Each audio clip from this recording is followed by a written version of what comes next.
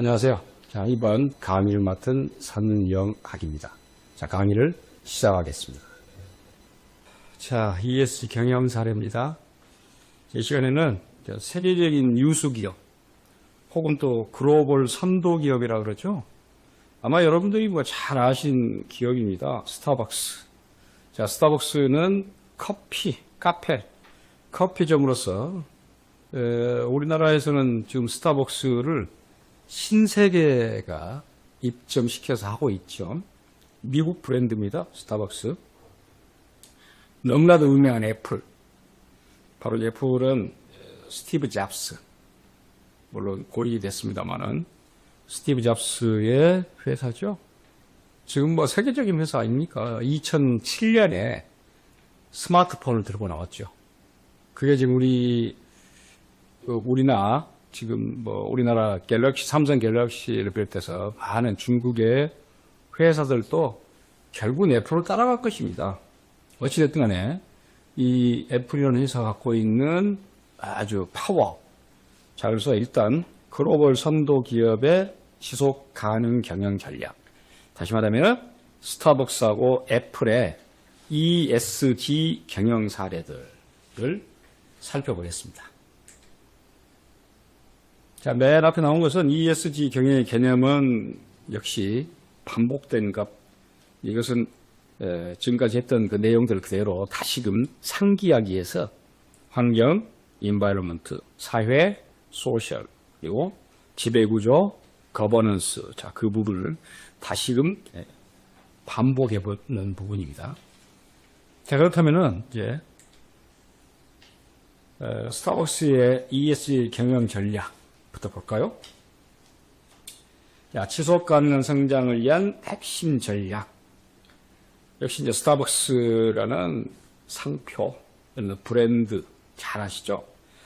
ESG 경영을 통한 긍정적 영향 창출과 업계 변화서 한다. 아마 여러분들 보면은 지금 가히 우리나라는 커피숍, 카페의 창구라고 할 수 있죠. 많습니다, 브랜드가. 물론 우리나라 자체 브랜드도 많고 해외 브랜드, 다시 말하면은 로열티를 주고 가져온 그런 프랜차이즈 커피숍 많습니다. 그 중에서도 어떤 맥락에서는 이 카페 중에 커피숍 중에서 커피숍 중에 우두머리, 그러면 스타벅스라고 하겠죠.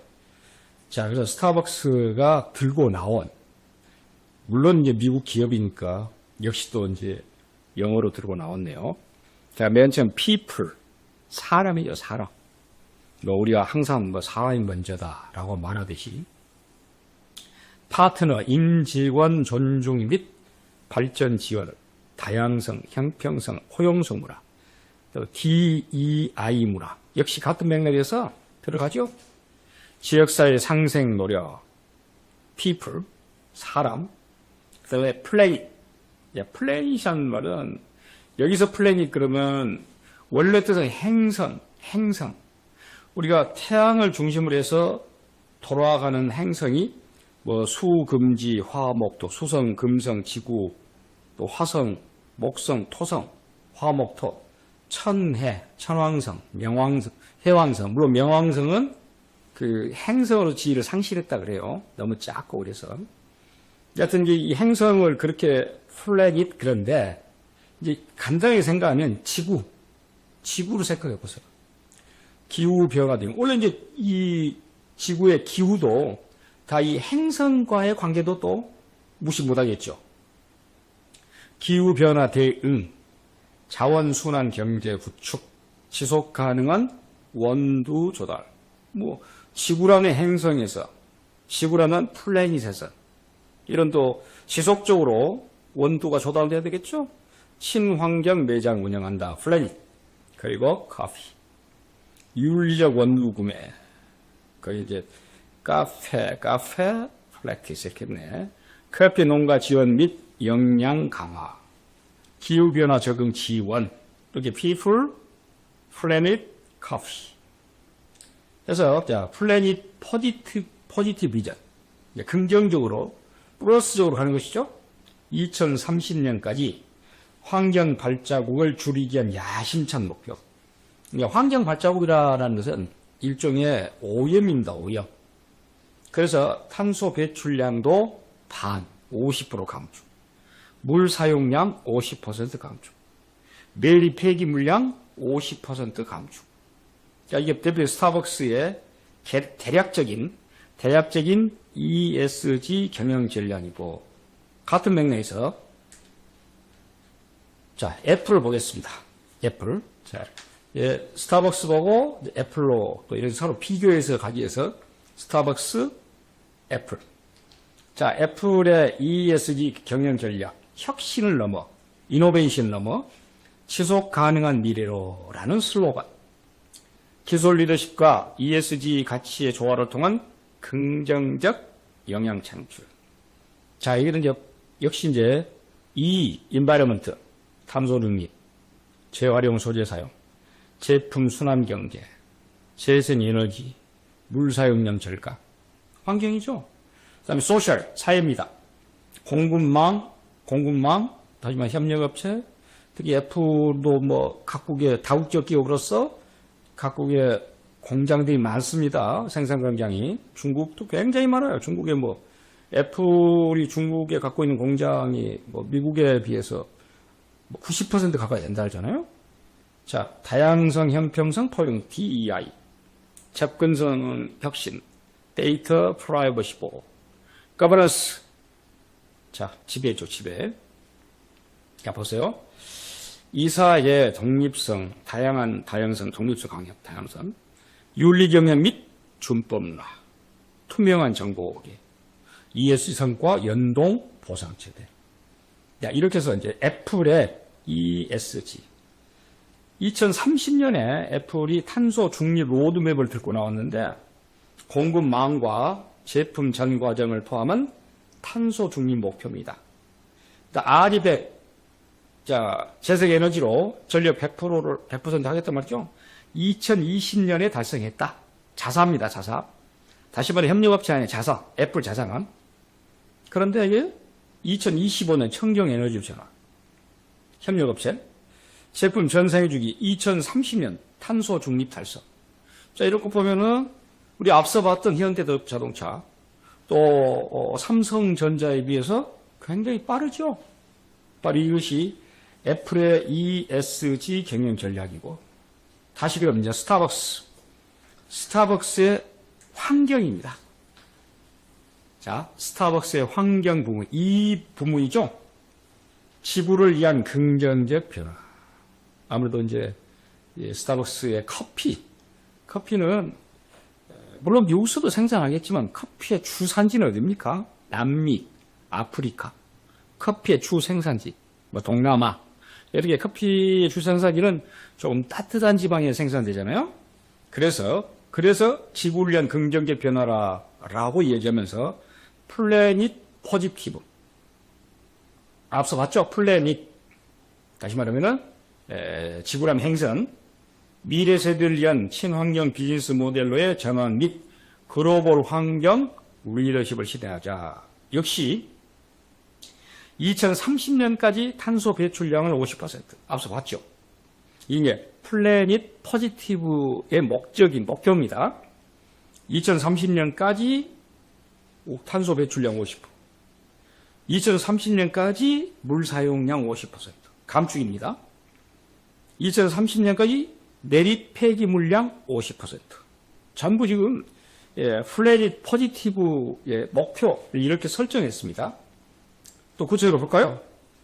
지속 가능한 원두 조달, 자, CAF 카페, 프랙티스 기준 준수, 재생 농업 원칙 도입, 기후변화 저항성 품종 개발 및 농가 지원. 그래도 이제 이 커피는 원두가 공급돼야 되겠죠. 그 원두를 여러 가지 빻아서, 먼저 구워서, 볶아서, 빻아서 만든 거 아닙니까? 그러니까 지속 가능하게 조달돼야 되겠죠. 또 커피의 속성이 어쩝니까? 반드시 컵을 사용하게 돼 있잖아요. 그런데 일회용 컵 사용량 감축, 이것도 환경 관계가 있죠. 다회용 컵 사용 권장. 뭐 당연히 유리컵을 쓴다든지 자기 도자기 컵을 쓴다든지 하면 되겠죠. 자, 리유저블 컵 프로그램. 다시 쓸 수 있는 것. 컵 순환 시스템. 텀블러 사용. 텀블러 사용했다. 텀블러도 사용해서 커피를 마시고 테이크아웃하고 이렇게 가장 마시고. 지속 가능한 포장재. 플라스틱 사용 최소화. 아무래도 환경오염의 문제니까. 생분해성 소재. 땅에서 해로 높게 맺들자. 재활용 간 포장재, 빨대 없는 리드. 종이 빨대 도입. 이것도 역시 지속 가능한 포장재고요. 재생 에너지 및 친환경 매체. 재생 에너지 그러면 당연히 아리백. 목표 달성. 에너지 효율성 향상. 리드 인증, 친환경 내장 확대. 이 리드라는 예는 뭐냐면 리드라는 것은 L은 리더십, in energy, and environmental design. 근데 국제적인 친환경 건축 인정이라는 시스템이에요. 그러니까 스타벅스 그 매장 자체가 리드 인증 친환경 매장 하자. 바로 국제적 친환경 건축 인증에 의거하여 그 말입니다. 지금 물 사용량을 절감하고 물론 2030년까지 물 사용 50%를 한다 했으니까. 이게 바로 스타벅스의 환경, 인바이런트 이 부분이죠. 역시 이제 또 애플로 넘어가고 있습니다. 애플의 환경은 어쩌냐? 자, 애플의 환경인 애플의 인바이런트 혁신 넘어 지속 가능한 미래로 2030년 전 과정 탄소 중립 목표. 제품 생산부터 사용 폐기까지 전 과정에서 탄소 중립 시작. 스코프 1, 직접 배출. 스코프 2, 간접 배출. 스코프 3, 이것은 간접 배출은 협력사에 포함해서. 이게 이제 탄소 중립 목표를 이렇게 스코프 1, 2, 3를 했죠. 일단 2030년까지 그러기 전에 이미 RE100은 달성했다. RE100은. 그리고 현재 RE100이 달성됐다라는 맥락입니다. 2025년은 주요 부품 100% 제한다. 2030년 탄소 중립 시계. 굉장히 애플도 스타벅스와 마찬가지로 이런 목표가 굉장히 빨리 달성됐죠. 구체적 내용 보겠습니다.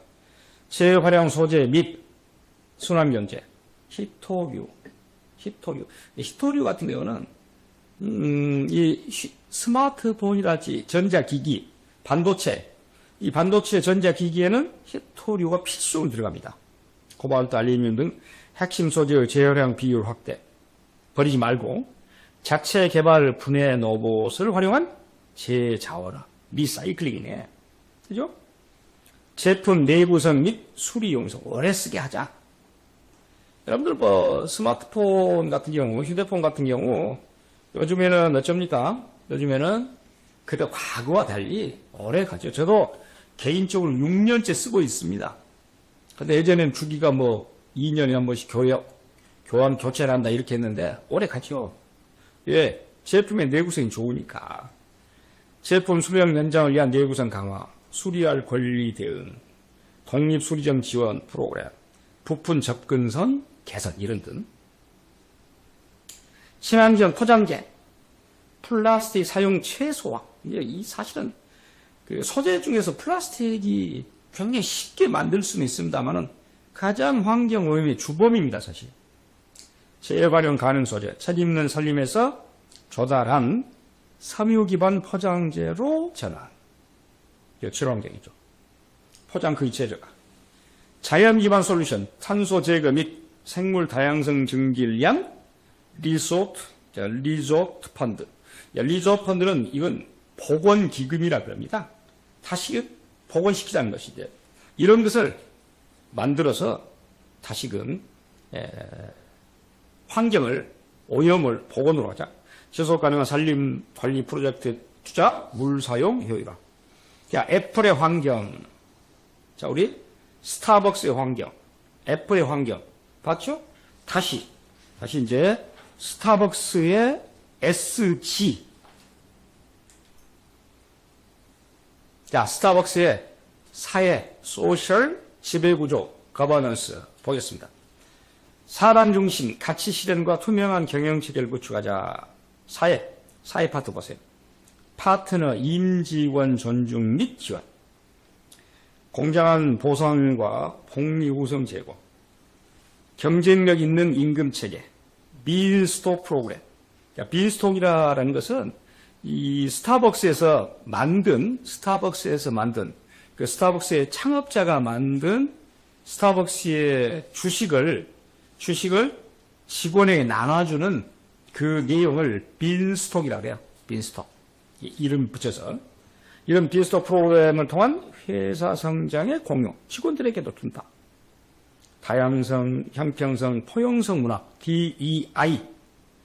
이런 10등으로 이해한 부분이고. 자, 커뮤니티 스토어 및 지역사회 참여. 소외지역 발전 지원 매장을 운영한다. 지역 비영리 단체와 연계한다. NGO랄지는. 또 청년 장애인 중장년층 고용 창출. 많이 그렇게 하고 있습니다, 사실. 파트너 자원봉사 활동을 지원한다. 이 사회 부분입니다. 스타벅스가 ESG를 할 때 사회 부분의 소셜 부분이고, G, 거버넌스, 지배구조 보겠습니다. 윤리 경영 및 컴플라이언스. 역시 윤리 경영이 핵심입니다. 명확한 기업 윤리 강령을 제정하고 전 파트너 대상 정기 교육을 실시하며 내부 고발 시스템, 기술블로 필요하죠. 윤리 경영에서. 이사의 독립성과 다양성. 두 가지 다 시너지 효과를 일으킬 수 있는 내용이고, 투명한 정보 공개 및 소통. 연례 ESG 보고서를 발간해서 물론 글로벌 표준에 맞춘 투명한 정보 공개. 주주, 파트너, NGO, 지역사회, 기타 등 이해관계자들과 정기 소통할 수 있는 이런 거버넌스, 지배 구조. 자, 스타벅스의 S, G 파트, G 부분 늘 살펴봤죠? 다시금 이제 애플의 S, G 부분. 자, 애플의 사회, 소셜, 지배구조, 거버넌스 부분입니다. 인권 존중과 투명한 책임 경영으로 포용적 가치를 창출하자라는 슬로건 애플입니다. 애플의 사회, 소셜입니다. 공급망, 인권 및 노동환경 개선. 자, 공급망은 당연히 협력업체, 하청업체. 협력업체 행동 규범, 운영 및 정기 감사. 노동자 권익보, 강제노동 및 아동노동 방지. 그러니까 협력업체도 이런 부분에 맞게끔, 인권 존중이랄지 이런 부분 맞게끔 하게끔 하고 감사까지 하고, 본사에서. 다양성, 형평성, 포용성 증진, DEI. 특히 이제 차별금지기대 여성 및 소수 집단 출신 인력의 대표성 향상, 임금평등. 자, 접근성입니다. 장애 유무 관계없이 모든 사람이 제품과 서비스를 편리하게 이용할 수 있는 혁신적인 접근성 개발, 기능 개발. 물론 여러분들 우리도 그렇게 하고 있습니다만은, 특히 이제, 드라이브 스루라라고 해서 실제 그 매장 안에 들어가지 않고도 그 자동차를 타고 가면서 상품을 받을 수 있게 해놨죠. 어떤, 장애가 있고 없고 관계는 없고, 장애가 있더라도 자동차 운전할 수 있잖아요. 그렇게 되면은 그 제품 서비스를 받을 수 있다는 맥락. 자, 애플의 사회 및 지배구조 보겠습니다. 거버넌스. 데이터 프라이버시 및 보안화. 프라이버시는 기본적인 인권이라는 철학이고, 자, 개인적 인권은, 개인적인 어떤 보호는 기본적인 인권이다. 라는 슬로건. 철학고 사용자 데이터 보호, 앱 추적, 투명 ATT 정책이랄지 강력한 암호화 기술을 적용한다든지. 자, 이런 부분에서 바로 지배구조에서 프라이버시를 보호해주겠다라는 맥락 아닙니까? 이사의 독립성 및 다양성. 역시 이제 살펴봤던 부분이고. 투명한 정보 공개 및 윤리결. 환경, 공급망, 다양성 보고서 발간, 글로벌 표준에 맞춘 ESG 성과 관계. 행동 규범을 준수하게끔. 자, 역시 이제 스타벅스와 애플의 SG, 사회 및 지배 구조. 그렇게 되면 이제 스타벅스의 ESG, 각 부문, 애플의 ESG, 각 부문 살펴봤죠? 자, 그렇다면 이 두 회사, 스타벅스와 애플의 ESG의 성과와 그리고 향후 과제. 자, 보겠습니다. 스타벅스와 애플의 ESG 성과 및 과제. 자, 먼저 성과를 볼까요? 스타벅스는 앞서 봤던 이제 그런 ESG 경영의 목표를 내걸고 이렇게 성과, 윤리적 커피 조달, 농가 지원해준다든지 이렇게 해서 이 카페 프랙티스라는 정책을 통해서 제3자 검증 및 농가 지원까지 이뤘다. 성과니까. 일회용 컵 감축 시도, 리유저블, 다시 사용할 수 있는 컵 프로그램 및 컵 순환 시스템 도입. 역시 일회용 컵을 많이 줄였다는 것. 성과입니다. 친환경 매장 확대, LEED. 앞서 봤죠? 이 기준, 국제 기준입니다. 이 매장의 기준, 환경 맞게끔. 이 기준에 인증 기준 친환경 설계 적용 매장 증가했다. 자, 스타벅스의 이런 성과. 그러나 역시 향후 앞으로 과제라 봅시다. 과제.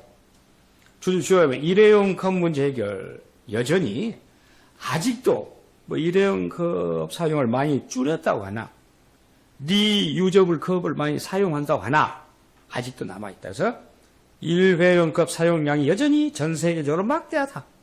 이 과제. 해결할 숙제죠. 공급망 투명성. 복잡한 글로벌 공급망에서 지속 가능성 확보.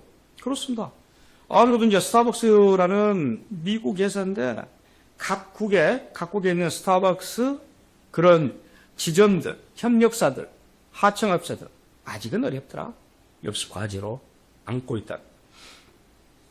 애플의 주성과 아리백화점. 전 세계 모든 사업장에서 100% 재생에너지 사용. 이건 성과입니다. 아리백 사입 목표를 달성했습니다. 재활용 소재 사용 확대, 자체 개발 분해 로봇으로 전자 폐기물 관리에 혁신을 이뤘다. 역시 성과. 접근성 기술 연도, 장애인을 위한 혁신적인 접근성 기능 기본 탑재했다.